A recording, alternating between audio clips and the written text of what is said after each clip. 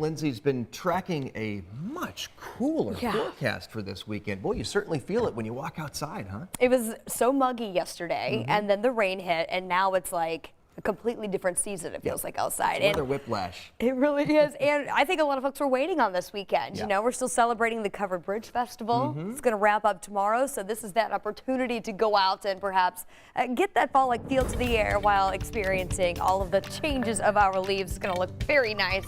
Just grab the jackets. Let's take you out to the bigger picture here. Put this into motion over the past several hours, noticing how widespread this storm system was. It brought heavy rainfall all throughout the state starting yesterday evening and through the overnight, but that is now exiting at this point. The rain pushing off to the east, so we're going to be left behind with that much cooler air that settles in.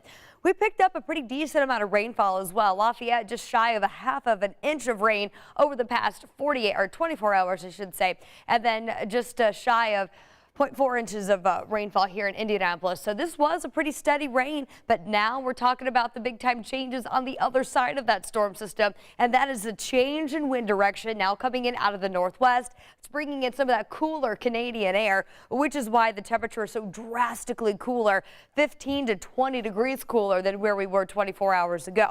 So jackets certainly going to be warranted today, as well as the sunglasses. It will be a bright day, nice and sunny, but just cool. That's the only deal.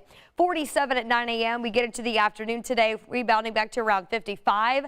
I think as warm as we get today, going to be in the upper 50s, a drastic change from what we had around this past week. Forecasting 58 for your high in Indianapolis, 61 in Greencastle, Lafayette up to 60, and then 61 in Columbus. Bloomington for the IU game. It's certainly going to be a cool one, struggling to get back into the low 60s for highs there. Here's the clearing sky. So from now through about 10 o'clock in the morning, some of you might still be looking at, especially over on the eastern side of the state, some lingering clouds, but that's going to be out of here as we get closer to lunchtime, and then on through the afternoon. We're going to keep that sky mostly clear, so lots of sunshine as we get into the day today. Now the sunset is just after 7 p.m. and once the sun goes down, it will quickly cool back off. I believe most of us are already going to be back into the 40s as we get into the evening tonight, and then eventually some outlying locations could be looking at the upper 30s overnight tonight.